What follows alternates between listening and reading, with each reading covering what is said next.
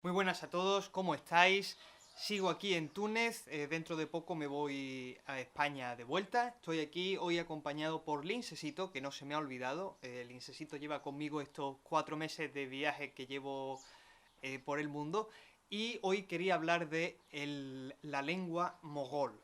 El, Llevo tratando lenguas y dialectos del mundo bastante tiempo. He hablado ya, por ejemplo, pues del serbio, he hablado del gaélico escocés, he hablado del dialecto siciliano, he hablado también del dialecto tunecino, que es donde estoy ahora y el que llevo estudiando en bastante tiempo ya y que, en fin, pues no he alcanzado un nivel de fluidez a lo mejor muy grande, pero sí es verdad que, en fin, me puedo manejar, conozco ya la sintaxis, la gramática, etcétera. Y hoy quiero hablar de una lengua, otra lengua que me encantaría aprender, pero que jamás voy a poder aprender y sobre todo después de lo que voy a contar va a ser imposible, y es la lengua mogol. La lengua mogol es una lengua de la familia de lenguas mongólicas, es decir, está relacionada con la actual lengua mongol, y es una lengua que se habla en Afganistán. Se habla o se hablaba, porque eh, debido a la situación política allí no ha habido muchos estudios, no se sabe ahora mismo, o sea, no hay ninguna constancia, no se sabe si sigue habiendo hablantes de mogol. En los 70, un filólogo alemán que se llama Weyers, que yo tengo un libro suyo muy bueno que se llama Ein Volk sucht seine Geschichte, es un libro sobre la historia de los mongoles, muy escrito de una manera muy particular porque lo hace de una perspectiva muy más antropológica, y desde también su propia experiencia personal.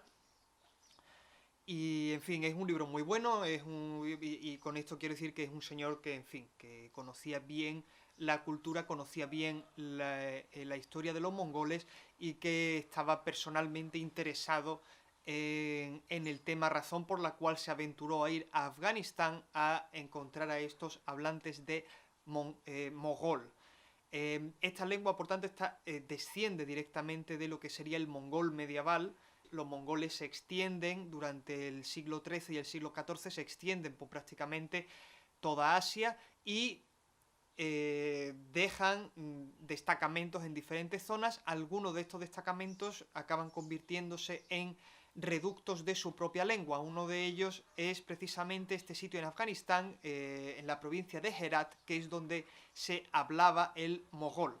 Como decía, estamos hablando de una población que descendería del mongol medieval, pero que debido a las circunstancias geográficas, pues ha sido influenciado, es decir, la cultura y la lengua han sido ambas influenciadas por la cultura persa sobre todo, y, en fin, pues hay una influencia sintáctica, gramatical, de vocabulario por parte del Dari y por parte del persa, que serían, digamos, las dos lenguas más cercanas a el mogol geográficamente.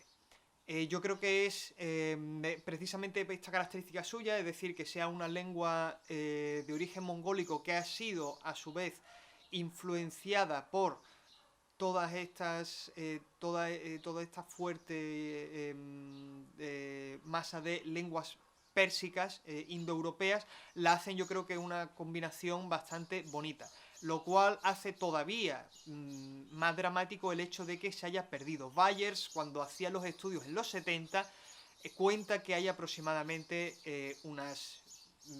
puede menos de 1000 personas hablando esta lengua. Se supone, digamos, que lo que se contaría es que hoy podría haber todavía, o quizá no, unos 200 hablantes de este idioma. Esto significa que se ha extinguido prácticamente.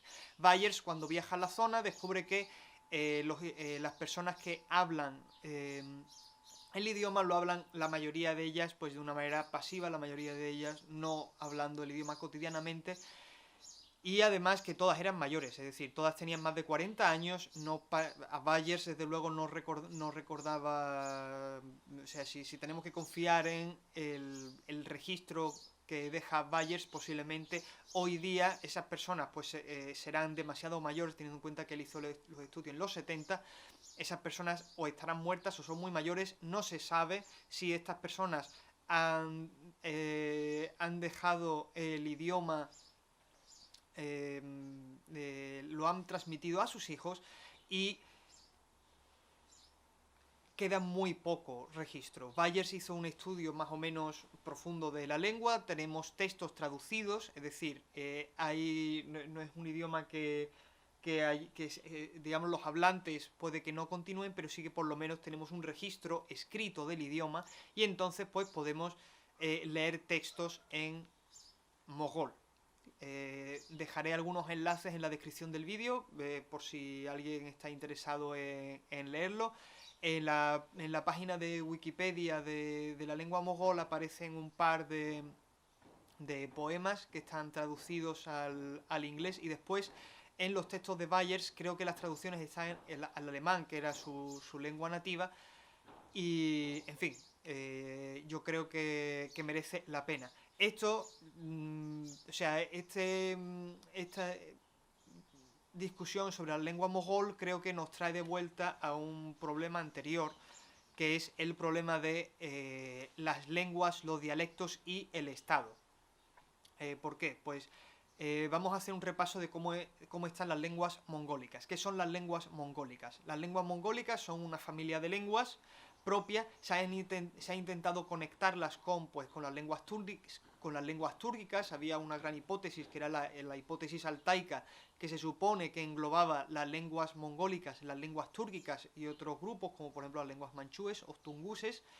Digamos que hubo una hipótesis en su momento de englobarlas a todas juntas. Al final, digamos que es un poco difícil hablar de estos asuntos debido a las mutuas influencias que hay. No se sabe muy bien si realmente están conectadas las lenguas mongólicas y las túrgicas o no. Se habla de lenguas mongólicas y paramongólicas.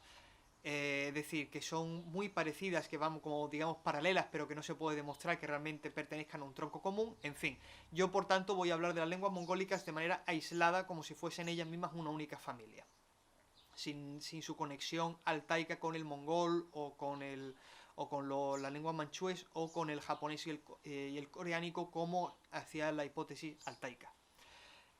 La situación de las lenguas mongólicas es muy dramática, teniendo en cuenta que primero estamos hablando de poblaciones que viven muy aisladas. Son poblaciones que tienen un modo de vida el propio modo de vida está en peligro de extinción. Es decir,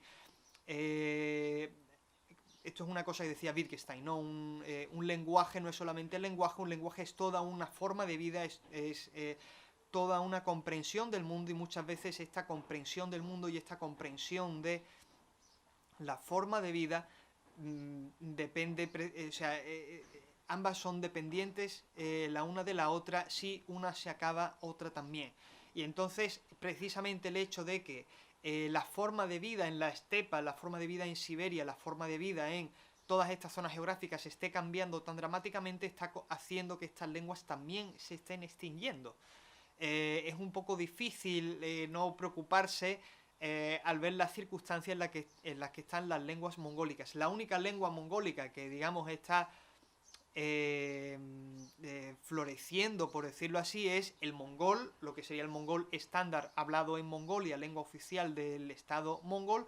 Y claro, esa lengua, ¿qué es lo que pasa? Que cuenta con el apoyo estatal del gobierno de Mongolia. Otras lenguas que están esparcidas por pues toda Siberia, todo lo que sería la área de la gran estepa, todas estas lenguas sí están en peligro. He traído algunas cifras. Las lenguas mongólicas se dividirían en 4 grupos. Dos de ellos serían 2 lenguas independientes, como por ejemplo el mogol sería el cuarto. El dagur sería otro grupo, que el dagur no es un grupo, realmente es una lengua que formaría su propio grupo, por decirlo así, igual que el mogol. El mogol es una lengua aislada que forma su propio grupo dentro del mongólico. Los otros 2 grupos son el grupo central y el grupo sur. El grupo central es donde encontramos la principal lengua mongólica, es decir, el mongol. y el buriato, que serían, digamos, las dos ramas más habladas, y en el grupo del sur es donde encontramos otra serie de lenguas, la mayoría de ellas habladas en lo que hoy sería China, que constituyen también la otra gran rama del mongólico y que cuentan con unos números bastante penosos. El dagur, por ejemplo, cuenta con apenas 96.000 hablantes. Estamos hablando que son muy pocos hablantes. El mogol hemos dicho que se estima unos 200 hablantes, posiblemente sea todos ellos, población muy mayor, posiblemente si no se ha extinguido ya se va a extinguir en una cuestión de años. Después, por ejemplo, en el grupo central, el buriato cuenta con 330.000 hablantes. De nuevo, estos son muy pocos hablantes para un idioma. El mongol estándar sí que cuenta con unos 5 millones de hablantes, es decir, el mongol central sí que cuenta con una salud buena, pero por ejemplo después el Shira Yagur cuenta con apenas 4.000 hablantes. El Shira Yagur pertenecería a la rama mongólica sur. De nuevo, 4.000 hablantes es muy poco, estamos hablando de una lengua que está en alto peligro de extinción. Y después, por ejemplo, otra lengua del sur, el mongol, serían 150.000 hablantes. De nuevo, 150.000 hablantes no suena tan dramático como los 200 del mogol, pero aún así, 150.000 hablantes es muy poco. Estamos hablando de lenguas que están en gravísimo peligro de extinción. Todas las lenguas mongólicas en general, salvo el mongol central, todas están en peligro de extinción. Las causas de esto son varias. Primero, la dispersión de la población, el cambio en las maneras de vida, la modernización. Y después, otro factor importantísimo es que no tienen apoyo de un Estado. Es decir, el mongol, ya hemos hablado de esto en otros vídeos sobre cómo el Estado influye, el poder del Estado influye en el mantenimiento y en la prosperidad de las lenguas, y esto no es una excepción. Es decir, el hecho de que todas estas poblaciones no tengan una representación política propia significa que todos estos idiomas, aunque se hagan algunos intentos de conservación, el no tener una representación política propia y el hecho de que la propia manera en que nosotros hoy día concebimos el Estado sea sedentario en lugar de nomádico, como muchas de estas poblaciones continúan siendo, hace que estos idiomas vayan de camino al cementerio donde están enterrados los dinosaurios, junto con otras miles de idiomas y miles de maneras de hablar que están también en peligro de extinción. Y esto puede recordar la situación que se ve, por ejemplo, en muchos sitios de África, en muchos sitios de Oceanía y en muchos sitios de Sudamérica, donde hay lenguas que estoy seguro que están en una circunstancia muy parecida, y a pesar incluso de la buena intención de algunos estados, es muy probable que todas estas lenguas se acaben extinguiendo. Entonces, esto por aquí. Yo presenté un proyecto a Casa de Asia en Madrid. Casa de Asia presenta todos los años la beca Ruiz Clavijo, y yo presenté un proyecto para la beca Ruiz Clavijo, que entregué el PDF hace unos meses, donde hablaba precisamente de hacer como una especie de documental para concienciar a la población, ¿no? A la gente del peligro y el riesgo en el que están estos idiomas, especialmente el mogol, que posiblemente esté extinto ya. Y en fin, o sea, yo quería llevar mi cámara y hacer como un documental por toda Asia Central y viajar pues por Rusia, viajar por Mongolia, por China, por Kazajistán y por, en fin, todo lo que sería Asia Central en el sentido geográfico y no en el sentido los países de Asia Central, sino el concepto de Asia Central histórico, y hacer un registro de todas las lenguas mongólicas que quedan y para concienciar a la gente de estas lenguas están en peligro de extinción gravísimo, esencialmente por estos factores que hemos hablado antes, ¿no? Yo creo que está muy bien que, aunque sea de una manera muy sencilla, nos interesemos por estos idiomas, aunque sea pues leer sobre ellos, conocerlos un poco, saber de qué van, conocer un poco su historia, su origen, y por lo menos ser conscientes, ¿no?, de que estos idiomas están en peligro.